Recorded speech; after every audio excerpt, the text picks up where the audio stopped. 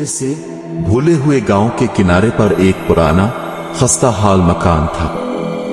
मकामी लोग उसे सरगोशियों का घर कहते थे। कहा जाता था कि वहां रहने वाले सुनहरे दिनों में अपनी खुशी से भरे हुए थे। लेकिन एक रात सब कुछ बदल गया। एक नौजवान लड़का हमेशा इस घर के राज जानने के लिए मुतजस्सिस रहता था।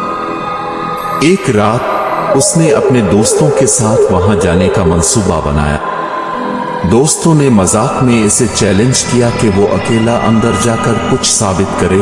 भोला ने हिम्मत करके अंदर कदम रखा। घर की फिजा में एक अजीब सी खामोशी थी, जैसे हुआ भी वहां रुक गई हो। भोला ने जेब से टार्च निकाली और उसकी रोशनी में पुराने फर्नीचर और बोसीदा दीवारों को देखा।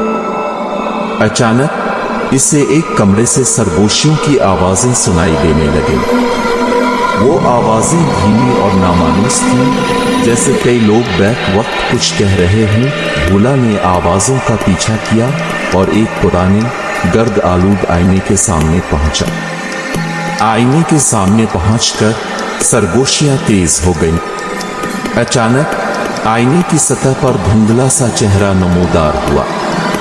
वो चेहरा भोला की तरफ देखकर मुस्कुराने लगा। भोला की सांस रुक गई। उसने पीछे हटने की कोशिश की, लेकिन इसके पांव जैसे जमीन में जिम गए थे। आईने में मौजूद चेहरा बोला, तुम यहां क्यों आए हो? भोला की जबान बंद हो गई। उसने मुश्किल से कहा, मैं सिर्फ देखने आया हूं कि यहां क्या है। चेहरा मजीद धुंधला और भयानक हो गया। यहां कुछ भी नहीं है सिवाय उन कहानियों के जो खत्म हो चुकी है। अचानक भोले को अपने कंधे पर किसी का हाथ महसूस हुआ।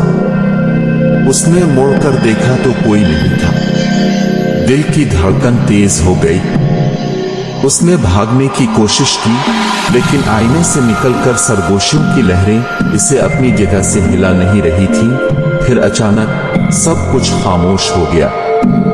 भोला ने टार्च की रोशनी बुझा दी और अंधेरे में छुपने की कोशिश की। जब इसने दोबारा रोशनी जलाई तो वो अपने दोस्तों के सामने खड़ा था, जो बाहर परेशान होकर उसका इंतजार कर रहे थे। भोला ने कुछ नहीं कहा। इसके चेहरे पर खौफ की लकीरें वाज़ेह थीं।